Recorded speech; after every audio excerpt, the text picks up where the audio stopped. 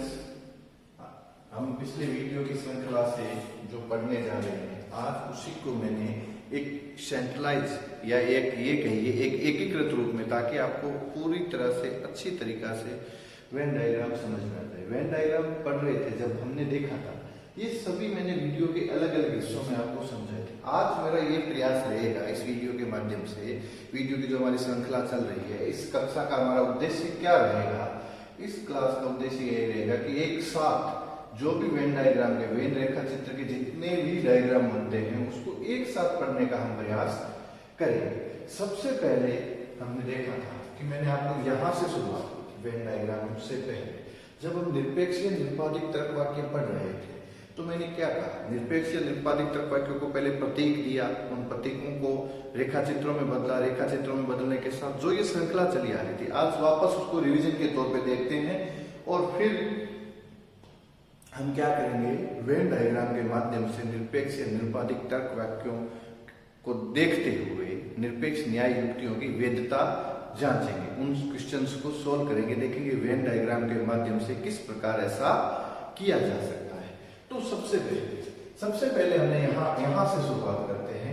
ये एक वृत्त बताया था, मैंने कहा एक रेखा चित्र बनाते समय एक डायग्राम बनाया था एक वर्ग का। यह है वृत्त एस वर्ग को सूचित करता है। एस नामक एक वर्ग हमने पढ़े थे जब हमने व्याप्ति पढ़ी थी, गुण और परिमाण पढ़े थे। तो वर्ग का अर्थ होता है किसी भी समूह के सदस्यों को एक साथ सूचित करना। जैसे मैं आपको कहूं मांसाहारी पशु, तो यह क्या हुआ, एक वर्ग हुआ मांसाहारी पशुओं का। तो इससे आप क्या समझेंगे, ऐसे पशु या ऐसे जानवर जो मांस का भक्षण करते हैं। या मैं कहूं बुद्धिमान छात्र, बुद्धिमान छात्राएं, तो इनका अर्थ क्या होगा, इन वर्गों का अर्थ यह होगा कि जो छात्र हैं वो बुद्धिमान है, समस्त उस वर्ग में आ जाते हैं। वर्ग का या क्लास का तात्पर्य है एक जैसी समान विशेषताओं वाले सदस्यों को एक साथ समूह के रूप में व्यक्त करना है। तो उसमें इनके माध्यम से दर्शाया जाता है। सबसे पहले यह वृत्त क्या दिखाता है, एस वर्ग को सूचित करता है। उसके बाद दूसरा वृत्त आता है, यह वृत्त क्या करता है, एस वर्ग रिक्त नहीं। यह वृत्त क्या बताता है, यह वृत्त बताता है, यह वृत्त बताता है कि एस वर्ग रिक्त नहीं है। रिक्त अर्थात खाली नहीं है। जो ये एस वर्ग है यहाँ दिखाया जा रहा है, क्या लिखा है, यह वृत्त बताता है एस वर्ग रिक्त नहीं है, इस वर्ग में सदस्य हैं जैसे एक्स एस बराबर नॉट इक्वल टू 0। इसका तात्पर्य है कि जब कभी हमें ऐसा रेखा चित्र देखने को मिलेगा जिसके अंदर एक्स हो, वो वृत्त क्या बताता है कि यह वृत्त, यह तो सबसे पहले वृत्त को बताया, फिर अगर ऐसा लिखा हो तो यह बताता है इस वृत्त खाली नहीं है, रिक्त, या इसका मान 0 के बराबर नहीं है, 0 के बराबर नहीं। 0 के बराबर नहीं है तो मतलब इसके कुछ सदस्य हैं, कुछ सदस्य के कितने हमें नहीं पता, तो हमने मान लिया जैसे x। तो जब भी ऐसा रेखा चित्र आएगा तो हम क्या समझेंगे, यह एक रिक्त वर्ग नहीं है, इसके कुछ सदस्य हैं जैसे x। और उसके पश्चात आता है, यह छायांकित वृत्त दिखाता है कि s एक रिक्त वर्ग है, इसके कोई सदस्य नहीं। जब भी इस तरह का छायांकित या भरा हुआ, जो दिखने में भरा हुआ दिख रहा है, देखो ये इसमें से एक एक्स दिख रहा है, जो दिखने में ऐसे छायांकित है, शेडेड है, भरा हुआ दिख रहा है, वह वृत्त क्या दिखाएगा, वह वृत्त सदैव यह दिखाएगा कि यह एक रिक्त वर्ग है। इसको कुछ कई बार इस तरह से भी दिखाया जाता है, जो कि आगे के आप देखेंगे, मैंने बताया था कि कई बार हम अपनी सहूलियत के लिए, क्योंकि जब हम प्रश्न पत्र हल करते हैं आंसर पुस्तिका में या उत्तर पुस्तिका में, तो इस तरह का शेडेड बनाना हमारे लिए थोड़ा कठिन होता है। तो उस छायांकित को दिखाने के लिए इस तरह के माध्यम से भी दिखाया जा सकता है, दोनों ही तरह के माध्यम सही होते हैं। तो यह छायांकित वृत्त क्या दिखाता है कि एक एस एक रिक्त वर्ग है, इसके कोई सदस्य नहीं। उसके पश्चात हम आते हैं इसके दूसरे हिस्से, यह दिखाता है निरपेक्ष या निरुपाधिक तर्क वाक्य, निरपेक्ष या निरुपाधिक तर्क वाक्य हैं, उनके एस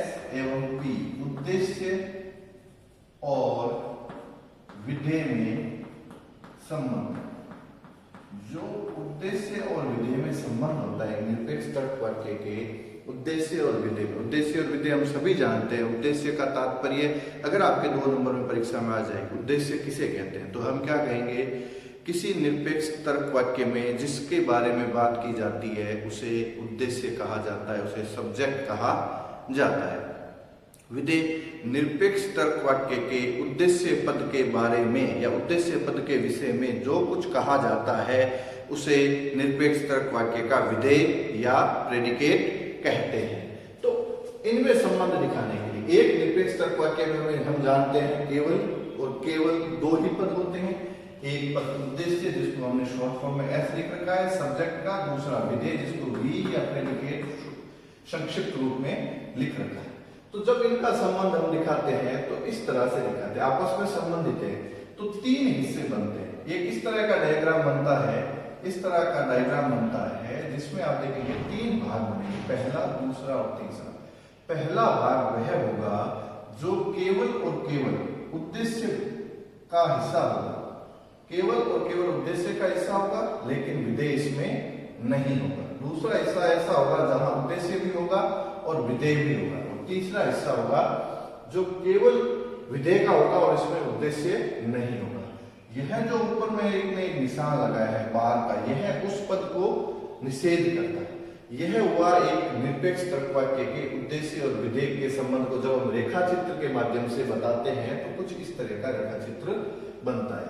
निरपेक्ष तर्क वाक्य कितने प्रकार के हम बहुत बार चर्चा कर चुके हैं। निरपेक्ष तर्क वाक्यों के 4 प्रकार होते हैं, सर्वव्यापी भावात्मक, सर्वव्यापी निषेधात्मक, अंशव्यापी भावात्मक और अंशव्यापी निषेधात्मक। तो उन चारों के रेखा चित्र कुछ इस प्रकार के बनेंगे। सर्वप्रथम हम लेते हैं ए प्रकार के सर्वव्यापी भावात्मक प्रकार के निरपेक्ष तर्क वाक्यों का रेखा चित्र। इनका एक उदाहरण लीजिए, सभी मनुष्य मरणशील, सभी मनुष्य मरणशील है। यह किस प्रकार का हुआ, सभी है, सभी एसपी है, किस प्रकार का हुआ, ए प्रकार का निरपेक्ष तर्क वाक्य। तो इसका देखिए, इसमें सब्जेक्ट क्या हुआ, मनुष्य, और प्रेडिकेट क्या हुआ, मरणशील। तो ये वर्ग किसका हो गया, एस, यानी ये वर्ग हो गया मनुष्यों का, एस वर्ग, और विधेय हो गया मरणशील का, विधेय वर्ग हो गया मरणशील का। तो अब देखिए, जब हम इसको इस तरह से रिक्त दिखाते हैं तो इसका तात्पर्य क्या होता है, ऐसा कोई मनुष्य नहीं होगा जो मनुष्य तो होगा लेकिन मरणशील नहीं है। देखिए, इस को हम समझते हैं, इस चित्र को समझते हैं, इसके कितने हिस्से बने, 3 हिस्से बने। पहला ऐसा हिस्सा जो केवल और केवल मनुष्यों का है, लेकिन ऐसे मनुष्य जो मरणशील नहीं है। दूसरा हिस्सा ऐसे मनुष्य जो मरणशील है, क्योंकि दोनों का कॉमन है। तीसरा हिस्सा ऐसे मरणशील जो मनुष्य नहीं है। तो इस तरह का कोई वर्ग ही नहीं होता। यह क्या कह रहा है, सभी मनुष्य मरणशील है, तो ये वाला वर्ग तो भरा हुआ रहेगा और यह वर्ग खाली रहेगा। क्यों रहेगा खाली, ऐसा कोई मनुष्य नहीं होगा जो मनुष्य तो हो लेकिन मरणशील ना हो, अर्थात अमर हो, ऐसा कोई नहीं होगा। इसलिए इसको रिक्त दिखाया गया है। इसके बाद हम आते हैं दूसरा, ई का। ई प्रकार का क्या होता है, कोई एसपी नहीं है। उसका एक उदाहरण लेते हैं, कोई मछली स्तनधारी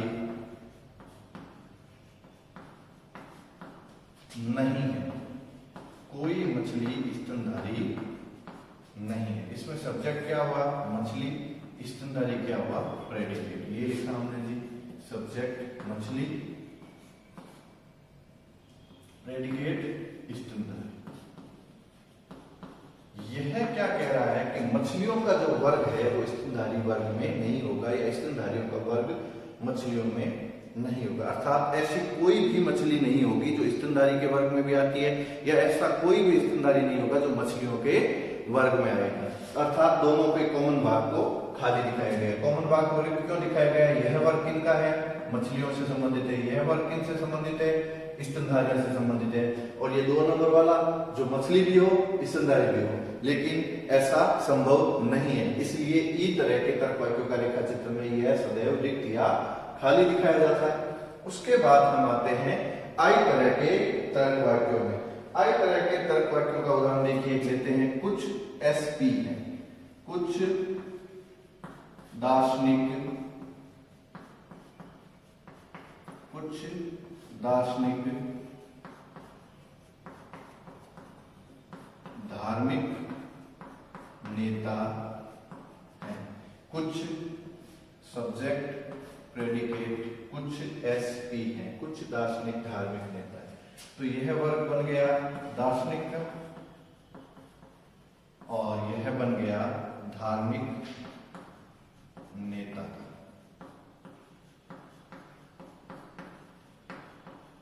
इसमें क्या दिखाया गया है? यह कहता है कुछ दार्शनिक धार्मिक नेता हैं, तो दोनों का कॉमन भाग कौन सा हुआ? यह। वे कुछ एस वर्ग किसका हुआ? कि दार्शनिकों का। पी वर्ग किनका हुआ? धार्मिक नेताओं का।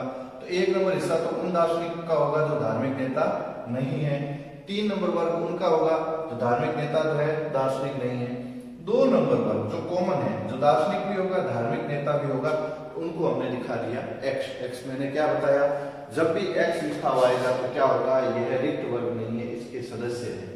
कितने सदस्य हमें नहीं पता, इसलिए हमने एक प्रतीकात्मक रूप से मान लिया, सिंबलाइज रूप में एक्स नाम दे दिया। वो 2, 5, 10, 500, 1000 कुछ भी हो सकता है। तो कुछ दार्शनिक धार्मिक नेता आई प्रकार का जब भी बनेगा तो इस तरह का बनेगा। इसके पश्चात हम आते हैं ओ प्रकार के निरपेक्ष तर्क वाक्यों का रेखा चित्र। इनका उदाहरण होगा कुछ एसपी नहीं है, कुछ पशु मांसाहारी, कुछ पशु मांसाहारी नहीं, कुछ एसपी नहीं। यह पशुओं का वर्ग हो गया और यह मांसाहारी का वर्ग हो गया। अर्थात कुछ पशु ऐसे होंगे जो मांसाहारी नहीं होंगे। यह पशुओं का वर्ग है, यह ऐसे पशुओं का वर्ग है जो पशु भी है और मांसाहारी का है, और यह ऐसे मांसाहारी है जो पशु नहीं है। तो यहां क्या बताया गया? कुछ पशु मांसाहारी नहीं है, तो कौन सा है? एस। एस का वह भाग जो विधेय का हिस्सा नहीं है। अर्थात हमें दिखाना क्या है? कुछ ऐसे पशु दिखाने हैं जो मांसाहारी नहीं है, तो दिखा दिया। 1 नंबर का जो भाग है वो मांसाहारी वर्ग में तो नहीं है, लेकिन पशुओं से संबंधित है, इसलिए इसके कुछ सदस्य हैं। कुछ सदस्य कितने हैं हमें नहीं पता, तो हमने क्या मान लिया? एक्स। तो यह हुआ निरपेक्ष न्याय वाक्यों का प्रतीकात्मक रेखा चित्र, सॉरी निरपेक्ष तर्क वाक्यों का प्रतीकात्मक रेखा चित्र। ए का, ई का, आई का, ओ का हमने सभी को उदाहरणों के माध्यम से समझा है। देखिए जैसे मनुष्यों का, सभी मनुष्य मरणशील है, तो मनुष्यों का ऐसा वर्ग जो मरणशील नहीं है वो क्या रहेगा? हमेशा खाली रहेगा। कोई मछली स्तनधारी नहीं है, तो मछली और स्तनधारी साथ साथ कभी नहीं हो सकते, तो जो दोनों का कॉमन भाग है वो हमेशा रिक्त रहेगा। कुछ दार्शनिक धार्मिक नेता है, तो दार्शनिक और धार्मिक नेता दोनों साथ साथ रहेंगे, तो वहां कुछ सदस्य होंगे, तो जैसे एक्स।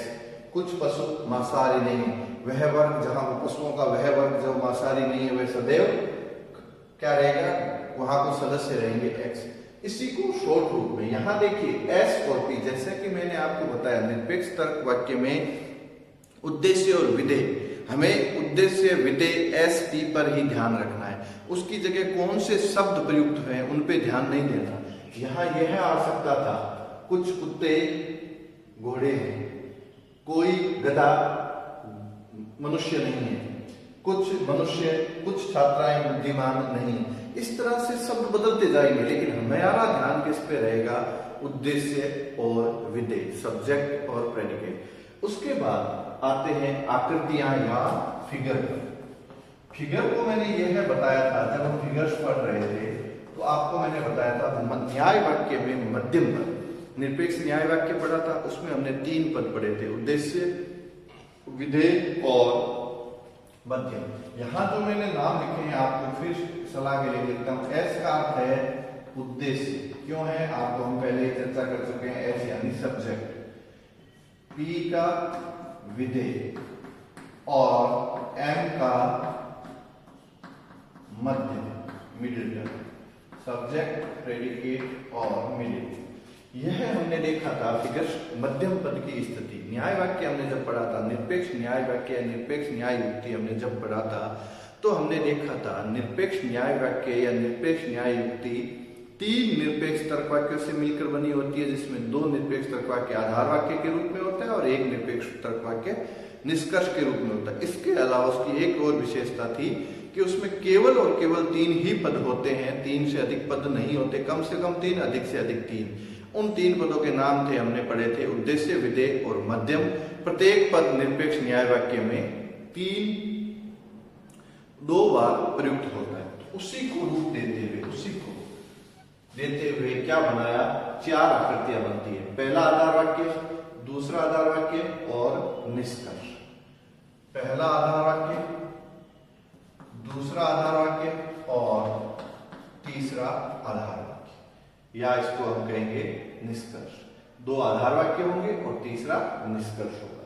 इन चारों स्थितियों को पढ़ा था। ये मैंने इंग्लिश में लिख रखा था, आप अपनी सहूलियत में, अगर आपको याद नहीं रहता, हिंदी में भी लिख सकते हो। एमपी को आप लिख सकते हो मध्यम विधेय, इसको लिख सकते हो उद्देश्य मध्यम, एसएम को, एसपी को लिख सकते हो उद्देश्य और विधेय। इसी प्रकार यह उद्देश्य विधेय होगा, यह होगा उद्देश्य मध्यम और यह होगा विधेय मध्यम। यह इसी प्रकार होगा मध्यम विधेय, मध्यम उद्देश्य और उद्देश्य विधेय। और चौथी आकृति का भी यही होगा, विधेय मध्यम, मध्यम उद्देश्य और उद्देश्य विधेय। यह 4 आकृतियां ऐसे याद करें। जब भी हम याद करेंगे, वेन डायग्राम करेंगे, तो यह 4 प्रकार की आकृतियां ही बनेगी। 4 प्रकार की आकृतियां कौन सी बनेगी, पहली, दूसरी, तीसरी, चौथी।